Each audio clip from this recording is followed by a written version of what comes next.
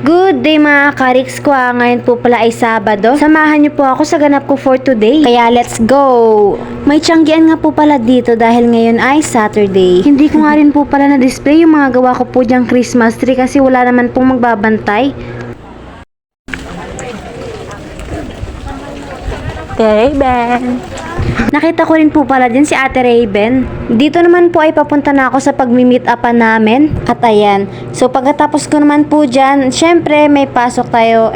Pero bago yan, pumunta po pala ako dyan sa 7-Eleven kasi titry kong mag-withdraw. Dahil may bayarin kami sa school at walang cash si mama. Dito guys ay papunta na ako ng school time check. 1:05 na nga po dyan. Kaya let's go.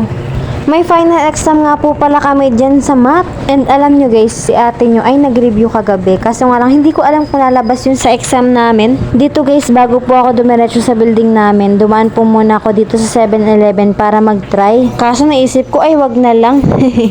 May laman naman po yung ATM, pero 900. Kaya inisip ko, wag na lang. Sa susunod na lang po ako sasali pag may budget na.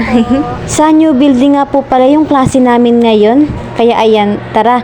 Sa second floor po kasi yung room namin. Kaya let's go. Nadaanan ko rin po pala yung iba kong classmate na nagre-review. Diba? For the review ang mga person. Pero habang hindi pa naman po kami pinapapasok, sinulat ko na po sa yellow pad yung activity namin. Naipasa na po yan sa Google Classroom pero kailangan po ng hard copy. Kaya ayan, for the sulat si ate nyo. So ayan, by the way, andito na tayo sa labas ng classroom. At ayan, nagkakayaan sila ate nyo pumasok sa room. Kasi ayaw nila sa harap mapunta. So dito guys, pagpasok po pala namin is pinapalagay yung mga bag namin sa harapan. After naman yun, ay upo na kami sa upuan. Nakita nyo naman ang aking bag.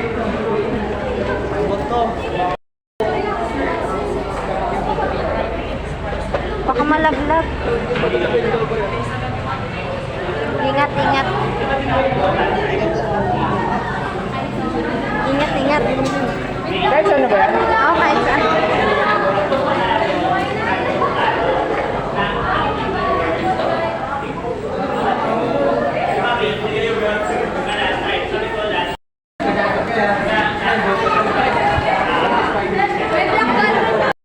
Dito guys, iisa-isa na nga pumasok yung mga classmate ko.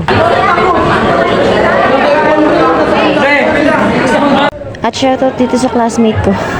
Ayaw niya maupo sa unahan. Gusto niya sa likod kasi naupusan na siya. Dito nga guys, bago po magsimula is sinabihan kami ni sir na magkokolekta ng pambayad para sa test paper. And ayan, nagsikuan kami ng mga barya sa aming bag.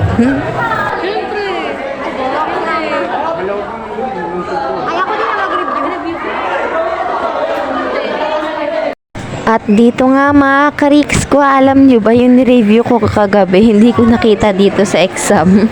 Halos solving siya guys. Grabe legit. Hindi ko alam kung ilan makukuha kong score dyan. Dito ay onti na lang din kami kasi yung mga tapos na mag-exam is nagsiuwian na. So ayan, ipapasok ko na yung akin.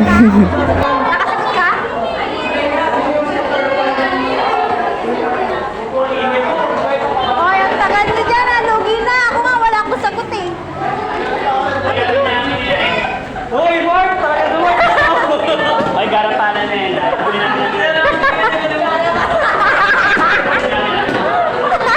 Pagkatapos ng biruan, tara, ayan, uwi na tayo.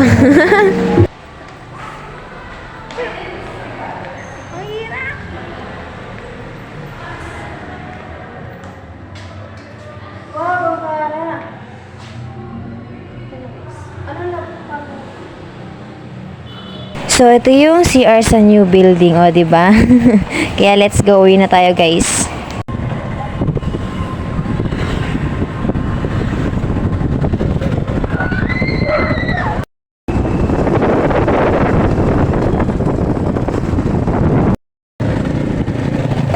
So, ayun na nga mga kariks ko, nakauwi na tayo sa bahay. And, ayan, tamang upo muna si ate nyo sa tindahan. Grabe, akala ko talaga may choice. May pagpipilian. Hindi. Puro blank. Wala pagpipilian. And expect ko guys, yung finals namin sa math, may mga choices. Pero dahil nga math, mas marami siya sa solving. So, dito naman guys, isamahan nyo akong bumili ng kilong bigas. Kasi naubusan na agad kami.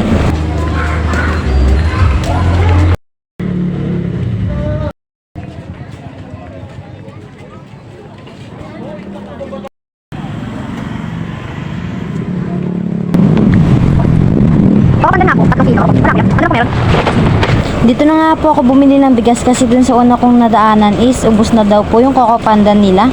Dito guys, tamang hintay muna tayo. And after naman po natin bumili ng bigas dahil Sabado po ngayon, may practice kami sa simbahan. Pagdating ko nga po dyan ay dumiretso na rin po agad ako sa taas. Nag-start na rin po pala sila mag-share ng quiet time and yun, buti na lang nakaabot tayo. And after naman po ng quiet time namin, ayan, nagpamerienda po muna sila. Ayan, galing po yan kay Reverend Jang. Thank you po.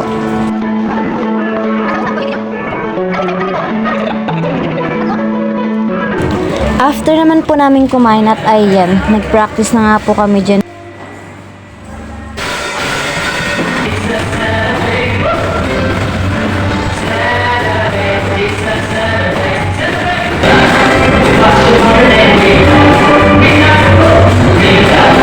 After naman po namin mag-practice, ayan, pumunta naman po kami muna sa tindahan ni Mama para kunin to salad. Ayan, libre daw po yan sa amin ni Kuya Roy Roy. Ayan, thank you Kuya Roy Roy.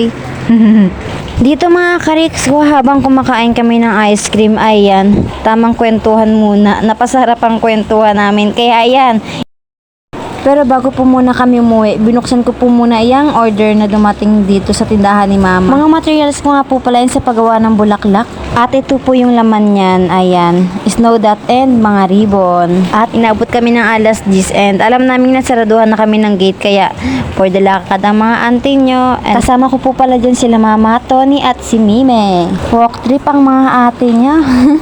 Nakahingi nga rin po pala ako dyan ng isang karton. Ayan, paglalagyan ko po yun ng Christmas tree ko kapag nag-display na ako dun sa Tianggian.